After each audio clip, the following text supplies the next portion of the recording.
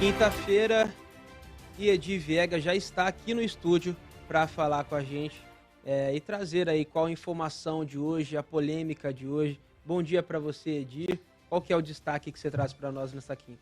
Bom dia, Gerson. Bom dia a todos. Bom, voltamos a falar novamente sobre a CPI do ônibus, a CPI do consórcio do Guaicurus, que já conta com 3 assinaturas e que para que ela seja instalada, independente da manifestação da Procuradoria-Geral Jurídica da Câmara, se o requerimento atende ou não os requisitos legais, né? Faltam 2 para 15 assinaturas. Para 15 assinaturas tem 13, faltam 2. Tá? Aí instala a CPI. Mas existe aí, nós estivemos conversando com alguns vereadores, né, o porquê dessa dificuldade em obter as assinaturas restantes, já que a questão do transporte público tem que ser, merece uma atenção, uma intervenção da Câmara de Vereadores. Então, nós temos lá 29 vereadores, 13 assinaram, faltam 2 assinaturas. Mas existe aí um problema técnico insanável. Por quê? O que seria isso? O requerimento do vereador Júnior Coringa propõe que a investigação recaia exclusivamente sobre o consórcio Guaicurus. Deixa a prefeitura de fora dessa situação. E no final das contas, de acordo com um termo de ajustamento de gestão firmado no Tribunal de Contas do Estado, pela prefeitura, consórcio, inclusive com a participação da Câmara Municipal, verificou-se que a prefeitura é quem mais descumpre os itens do contrato, os termos do contrato. Então, né, como é que eu faço uma investigação num contrato bilateral, vamos dizer assim, com 2 partes, só vai investigar um lado? Não tem como. Porque você, ao longo da produção de provas, aí, vamos dizer, dos depoimentos, eu não vou ter nenhuma condição de descobrir, se eu não estiver investigando os 2 lados, quem de fato está provocando o caos no transporte público em Campo Grande. Se é que se pode chamar de caos, é uma situação diferente da saúde pública, essa sim está um caos, mas o transporte público não está bom, está ruim, muito ruim, inclusive. Né? E se eu não chego numa conclusão sobre quem é o responsável por isso, não tem nem como buscar uma punição ou enquadramento. Olha, você não está cumprindo sua parte, então teria aí as sanções, né? E mais ainda, o consórcio Guaicurus pode derrubar na justiça essa CPI. Como é que eu crio uma CPI para apurar uma situação de um contrato com 2 partes assinando, só um vai ser investigado? Então, é um argumento, na nossa avaliação, fortíssimo para o judiciário derrubar. E das 4 situações apontadas aí no termo de ajustamento de gestão, para você ter uma ideia, Gerson, 4 situações são apontadas como descumpridas pelo consórcio Guaicurus, tá? Dessas 4, a principal delas é a idade média da frota, que teria de ser de 5 anos, e hoje você tem veículos aí chegando a 10 anos já de uso ou de fabricação. Né? Também é descumprido pelo consórcio a falta de manutenção dos elevadores utilizados aí pelos usuários de cadeiras de rodas e a falta do seguro, além de uma 4ª questão aí que já foi solucionada, que é mais burocrática, vamos dizer assim. E agora, o que a prefeitura descumpre? Olha, é muita coisa, né? Vamos falar alguns aqui, né? Porque se a gente for falar aqui, vamos perder a coluna inteira falando do que a prefeitura descumpre. Certo. Mas o principal dele aí, que a prefeitura vem descumprindo, é o desequilíbrio econômico do contrato, e que inclusive levou o consórcio de Guaicurus a buscar a justiça para tentar solucionar isso. O que estabelece o contrato?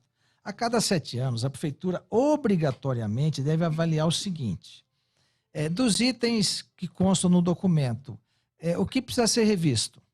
Na época nós tínhamos um valor para o diesel, nós tínhamos um valor nas peças, nós tínhamos um valor tributário, uma questão tributária, que no início do contrato, que 7 anos depois não é a mesma situação. Será que aquele modelo de cálculo continua sendo ideal para se remunerar pelos serviços, para compor a tarifa? Então, nesses primeiros 7 anos, seria o momento da prefeitura fazer esse estudo e falar, olha, de fato precisa de um reequilíbrio. O contrato não está equilibrado para uma das partes, ok. Só que nós vamos chegar no 14º ano do contrato, já chegamos na 2ª revisão e a prefeitura não fez nem o primeiro. No nosso entendimento, é uma falta grave previsto em contrato, que inclusive levou o consórcio a buscar a justiça e para requerer o cumprimento dessa cláusula. E chama atenção, eu penso que o consórcio não iria buscar o judiciário se não tivesse certeza dessa situação, porque na justiça vai ser esclarecido se isso se faz sentido ou não, né? Agora, se é uma cláusula contratual, tem que ser cumprida, né? E outra situação que é interessante, em 2020, Gerson, quando foi assinado esse TAG, a Gereg anunciou que comunicou ao Tribunal de Contas que a tarifa técnica, não a pública, deveria ser de R$ 7,17. Ora, 2020, 5 anos depois, a tarifa me parece que foi para R$ 5,00 e pouco, não sei, me recordo o valor correto, mas já em 2020 a prefeitura admitia que o valor ideal da técnica seria de R$ 7,17. Veja que isso é um indício que de fato há aí um desequilíbrio contratual. Aí, o que mais a prefeitura descumpre, para falar só os principais? Ela não criou os corredores exclusivos para os ônibus, né, para que as viagens não sofram atraso, seja uma viagem mais rápida. E ontem, pasmem, ela suspendeu o contrato de reforma do terminal Guaicurus, que também consta do termo de ajustamento de gestão, que é a reforma de todos os terminais. As instalações de coberturas nos pontos de ônibus também não foram cumpridas. Você vê os pontos de ônibus na cidade, é um toco, um pedaço de pau ali, o passageiro pega chuva, pega sol, se tiver criança, idoso, cadeirante, é uma falta de respeito total e que a prefeitura não consegue, não demonstra a capacidade mínima de resolver um problema tão prosaico como esse aí. Olha, se você não consegue cobrir um ponto de ônibus, gente, entrega o boné, vai para casa, vai cuidar, vai vender sorvete, vai fazer qualquer coisa aí que tenha mais condições de fazer, né? Tá. E os terminais, sem reforma, não tem um banheiro decente, não tem bebedouro, não tem nada. Então, isso provoca a fuga de passageiros. Quem tem condições vai para o modal de transporte, vai para motorista de aplicativo, compra uma motoca, compra uma bicicleta elétrica ou própria bicicleta mesmo, e sai do transporte. Aí vem o transporte, o consórcio diz o seguinte, olha, se a prefeitura não faz a parte dela, eu perco passageiro e perco receita. E sem receita eu não tenho como renovar a frota. Olha, faz sentido. Com certeza faz sentido. E aí é natural que cria esse impasse. O consórcio quer aumento de tarifa, a prefeitura não quer dar, porque é uma decisão mais política do que técnica, numa situação que deveria ser eminentemente técnica, que a prefeitura subsidia, que se vire, é papel do poder público fornecer o transporte à população. Isso virou um direito da população, não é mais só uma alternativa. Não é mais assim, é como se equipara ao serviço de saúde, à educação, o transporte também, está na mesma situação. E aí fica essa série interminável de desculpa, de parte a parte, do consórcio e da prefeitura, e no meio dessa luta do Rochedo contra o mar, está lá o pobre do usuário, né? Está lá o marisco, né? Nesse calvário diário, para se deslocar em Campo Grande, pagando uma tarifa cara, viajando em ônibus velhos, as viagens se atrasando, ele perdendo compromisso, ou seja, não chega a lugar algum. Então a alternativa, no nosso entendimento aqui, Gerson, é que para que de fato essa CPI prospere, não tem como deixar a prefeitura de fora.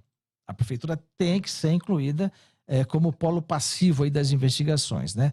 Mesmo porque, né, se você não coloca a prefeitura, a Câmara corre um risco muito grande de pagar um mico no final, de fazer uma investigação meia-boca, se é que vai fazer, porque o consórcio pode derrubar na justiça essa CPI, né? Fazer como já disse um vereador, acho que foi o vereador Lívio, uma investigação meia-boca, não sei se foi ele que falou, o Landes, não me recordo direito, mas já fadado ao fracasso. Então, é uma observação importante. Chamamos a atenção aqui do vereador Coringa, não sei se é possível, penso que sim, basta que haja um consenso nisso, ou dele reformar o texto do seu requerimento, ou que seja apresentado um novo requerimento. A Câmara, a Procuradoria Jurídica da Câmara pode dizer, olha, o fato determinado aqui não contempla porque os dois lados do contrato não estão na mesma situação.